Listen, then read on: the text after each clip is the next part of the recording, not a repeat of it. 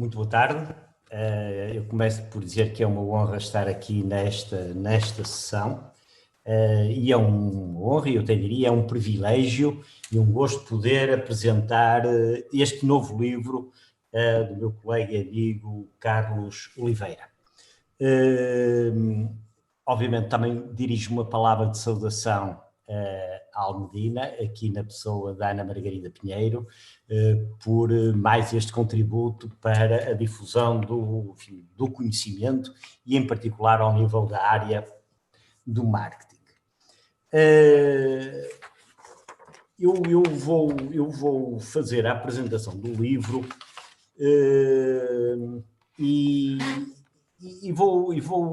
eu tenho aqui à frente comigo, enfim, só para quem está a ver-nos e a ouvir-nos, e folheando o livro que se chama, de facto, Marketing Pós-Digital, depois tem o subtítulo Marketing à Medida do Ser Humano. Tem uma nota pessoal prévia, eu acho muito interessante, Carlos, porque você escreve aqui, não podia ser um prefácio, uma nota, mas tem esta nota pessoal. Acho muito interessante esta palavra pessoal, porque na realidade há aqui um caráter humano do marketing, que perpassa ao longo de todo este livro. E nesta nota pessoal, que abre o livro, o autor diz-nos, e passo a citar: desde sempre sou um apaixonado pelo futuro, pela tecnologia, pela evolução do ser humano e pelo mundo em que nunca viverei, que eu acho muito interessante, ou seja, procura ver de facto bem para além daquilo que são geralmente os nossos horizontes mais próximos. E depois o Carlos Oliveira refere que, dentro desta linha, que tem a ver muito com a sua maneira de ser, começou a ler e a colecionar livros de ficção científica. E fala-nos aqui em vários. Fala-nos em livros do George Orwell, Arthur Clarke, do Carl Sagan, do Isaac Asimov, e vai por aqui adiante.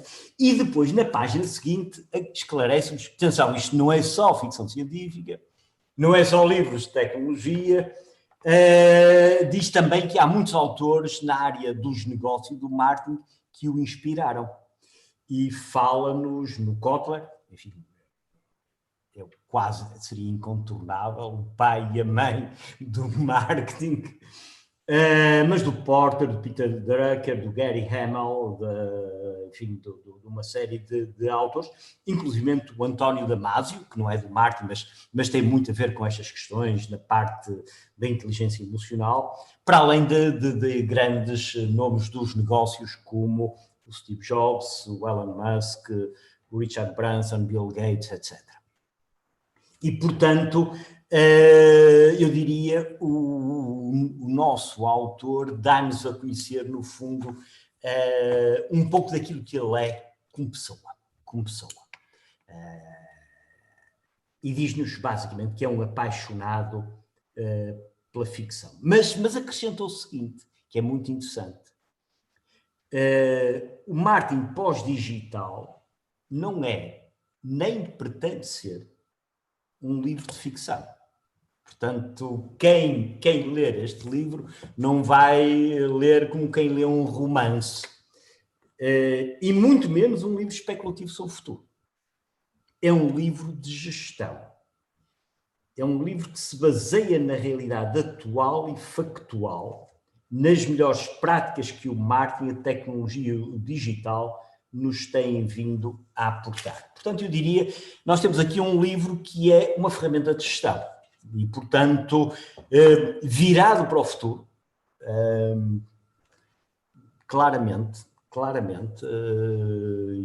muito do que aqui está aplica-se ao presente, mas muito do que aqui está é virado para o futuro, ou vai ganhar uma importância clara no futuro, mas não é um livro de ficção. Não é um livro, enfim, para uns lunáticos lerem e apanharem umas boas ideias. É um livro de gestão. É interessante, já agora, que na introdução, porque temos esta nota pessoal prévia e depois temos a introdução, eu também não resisto aqui Porque na introdução o Carlos Oliveira diz-nos ao que vai, e é muito interessante, porque diz: as novas startups são ágeis e flexíveis, surgem em todas as áreas da atividade, desafiando as pesadas e supostamente fortes incumbentes que dominam esses setores e por aí fora, e depois coloca aqui um conjunto de questões que de alguma forma dizem-nos qual é o propósito desta obra. Qual é o segredo destas novas empresas? Que formas e capacidades de gestão é que dispõem? Qual o papel e como funciona o marketing perante estes novos desafios? O que se passa com os planeamentos de marketing de médio prazo? É interessante, Carlos, você não fala em longo prazo, portanto já não se atravessa demasiado, fala em médio. E a metodologia dos 4 P's ainda fará sentido? É este conjunto de questões que estão logo aqui na introdução e eu, no fundo, são a estrela polar. É isto que orientou o nosso autor ao longo da obra. E já agora, para aqueles que nos estão a ouvir e que certamente estarão, enfim, curiosos a ver como é que isto está estruturado, o livro tem 20 capítulos. Tem 20 capítulos. Mas é interessante que nós podemos aqui ver alguns agrupamentos. O livro não está dividido em partes. O Carlos Oliveira optou por não dividir em partes. Os capítulos aparecem sequencialmente, mas na realidade eles correspondem aqui a eu posso dividir isto em várias grandes áreas. Há toda uma primeira área onde o autor faz uma caracterização daquilo que são as grandes tendências atuais, nomeadamente a nível tecnológico. Procurando, aliás, dar resposta a uma das palavras que está no título, porque é o marketing pós-digital. E, portanto, o Carlos Oliveira fala-nos, basicamente, no digital. O primeiro capítulo é o contexto social e económico, depois fala da indústria 4.0, marketing digital, as tecnologias de disrupção, vai por aqui fora. São 5 capítulos. E é interessante que depois há 3 capítulos. Eu não sei, Carlos, enfim, você sabe que fez isto e, portanto, eu estava a dizer, não sei se se apercebeu, sabe, obviamente, foi o autor, é porque escreveu. E, portanto, sabem porque é clássico. Mas é interessante que depois há 3 capítulos que todos têm a palavra novo ou nova. Depois destes 5 capítulos, em que nos dá uma panorâmica do digital, o 6º capítulo é a nova organização do marketing nas empresas. O capítulo seguinte é os novos processos de inovação e criatividade. E o capítulo seguinte é o novo plano estratégico de marketing. E estes 3 capítulos são absolutamente cruciais no seu livro, porque é isto que faz a ligação daquela primeira parte em que nos dá uma panorâmica do digital para tudo o que vem a seguir.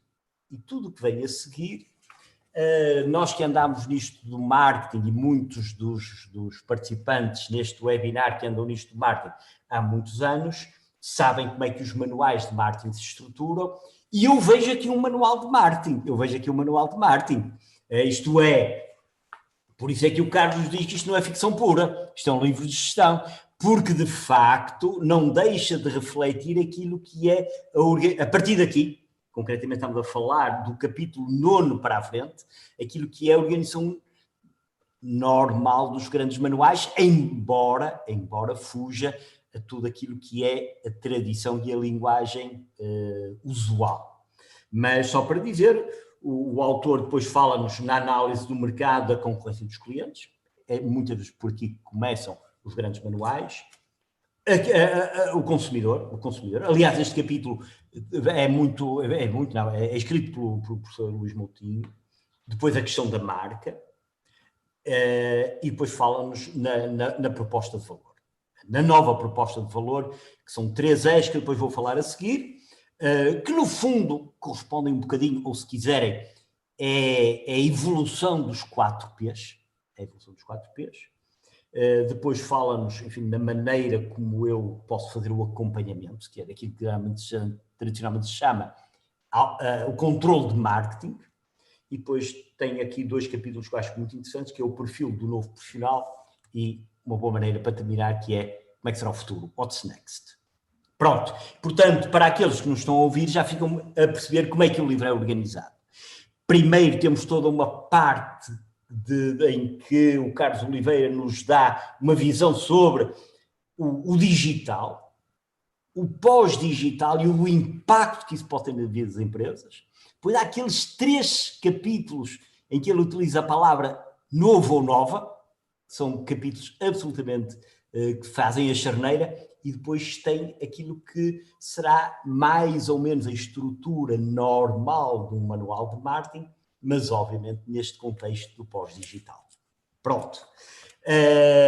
Há aqui uma coisa ou outra que eu não resisto a partilhar com as pessoas que nos estão a ouvir. Uma coisa tem a ver logo, porque o Carlos diz-nos que estamos a falar do marketing 5.0. Pronto. Depois a gente começa a pensar, mas ok, mas então diga lá qual é o... Já não me lembro bem qual é o 1, e o 2, e o 3, e o 4. Já nem sabia que tinha havido 4 antes. E o Carlos esclarece-nos isso, e é importante. O marketing 1.0 é aquele, enfim, que surge muito num século XIX, eu até diria, século XX até, basicamente até à Segunda Guerra Mundial, que é o marketing muito na ótica da produção. Depois, aquele que surge muito a partir dos anos 60, que é o marketing 2.0 na ótica do consumidor, toda a parte da segmentação, do targeting, enfim, do próprio marketing mix, cujos conceitos surgem nesta altura. Depois o marketing da terceira geração, a partir do ano 2000, que é a ótica do ser humano e do ambiente. O marketing 4.0, que é o marketing da era digital, e o marketing 5.0, que é o marketing pós-digital, em que vai repescar a importância da sociedade e do ser humano que estava na fase 3. Pronto, isto é uma coisa que eu gostaria de partilhar com os nossos, com as pessoas que nos estão a ouvir, porque reflete muito a filosofia de todo o livro. A outra coisa que eu quero partilhar é o tal novo marketing mix. Pronto. O marketing mix tradicional são os 4 P's, produto, preço, promoção e distribuição, play, se quiserem, e o Carlos sugere-vos aqui uma tipologia diferente, com base em 4 E's. E não é só apenas uma questão de palavras, porque se fosse só uma questão de palavras nem merecia uma referência. Fala-nos em experiência, que é de facto muito mais do que o produto, Eu posso dizer que fui entrevistado por um jornalista do Jornal de Notícias e falava-me do vinho do Porto, e eu dizia o grande desafio para o vinho do Porto é deixar de vender vinho do Porto e passar a vender a experiência do vinho do Porto. Eu digo isto já há mais tempo, mas se não dissesse, pelo menos quando li o livro para o apresentar, eu tinha aqui uma excelente fonte de inspiração e, portanto, estamos perfeitamente de acordo.